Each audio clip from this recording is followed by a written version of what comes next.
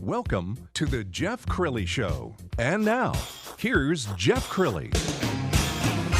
Good rainy Saturday morning, DFW. We've got a jam-packed show today. We're going to be talking about everything from leaky roofs, which I know a lot of people have after storms like we've experienced, children's books and how to engage young minds, our very popular Legal Eagle segment. But we're going to start with entrepreneurialism, which is close to my heart. Joining me is Tony Wright. He is the CEO and founder of Wright IMC. It's a full-service interactive marketing agency.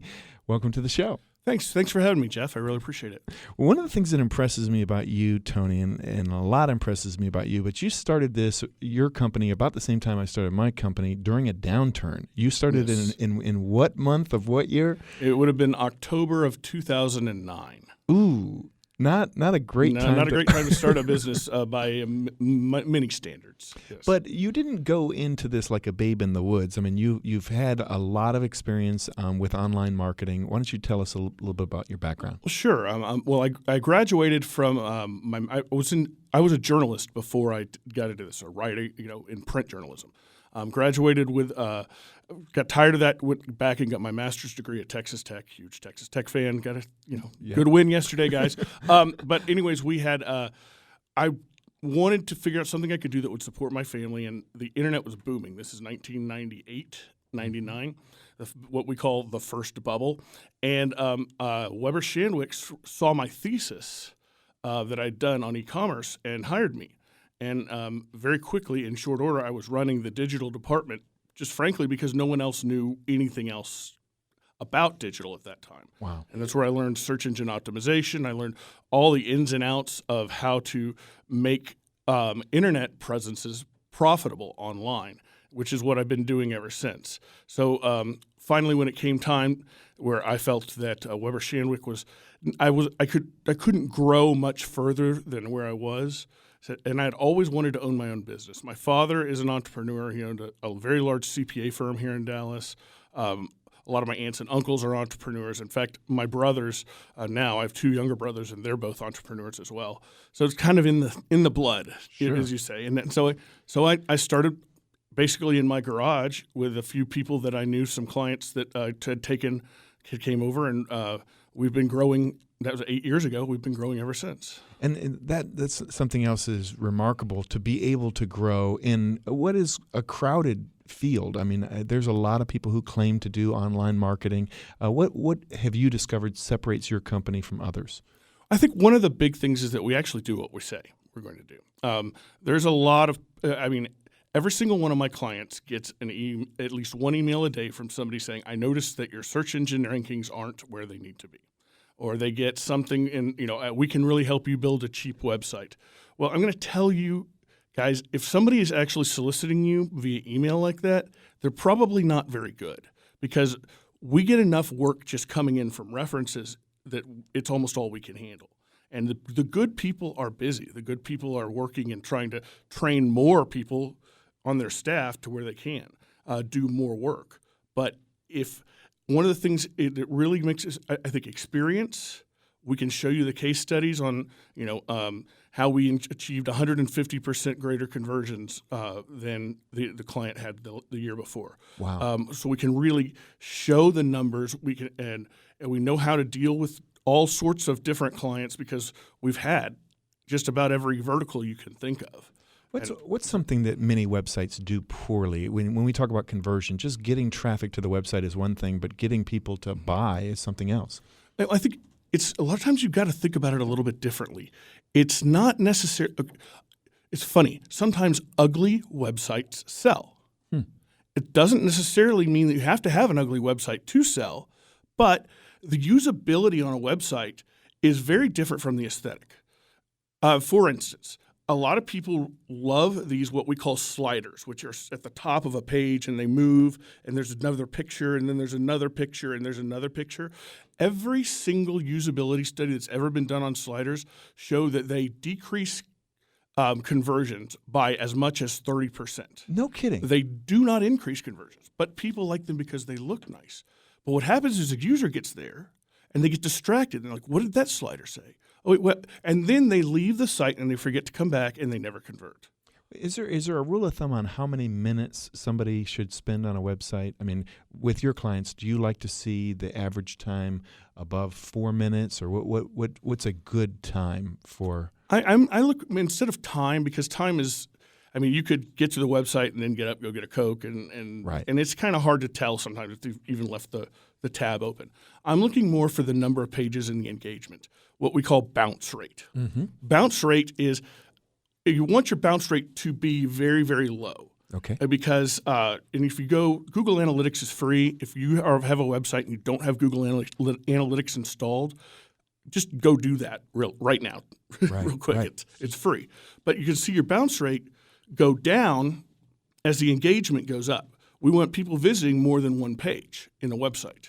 So if they can go 1, 2, 3, 4, say you have a sale, they visit the sale page, then they visit the checkout page, and then they abandon the shopping cart. That's not good, but that's also not too bad because they may come back. Got it. Whereas if they just hit the page and leave, that means that they did not find what they're looking for. So that's what we call the bounce rate. My guest right now, Tony Wright. He is the CEO and founder of Wright IMC. It's a full-service interactive marketing agency. Let's talk a little bit about SEO, because one of the things that I've discovered is that there's a lot of companies that claim to do SEO, but maybe they're practicing something that Google now penalizes. So you could actually hire a company that moves you down in ranking. Absolutely, we see it every day. There's no one size fits all for SEO. It's and I tell my clients a lot of times there's more ways to do SEO than what we do, but we follow a process whereby we call it the 4 C's, and it's code, content, connections, and communications. We have to make sure the code, that's the foundation. If we're building a house, if you don't build the foundation, the rest of the house is going to eventually fall down. Right. So we got to make sure the code is right. That usually takes about a month. It's pretty easy. The content. Well, if you want to show up for Dallas, Texas lawyer, and you don't have the words Dallas, Texas lawyer in your content, you're not going to show up. And which also brings us to the connections. Who do you know that can link to your website? The Google algorithm is based mainly on connections, the links that are coming in. If I knew the exact ratio, I'd be a lot richer man than I am today. But I can tell you that links play a huge part in how you get rankings.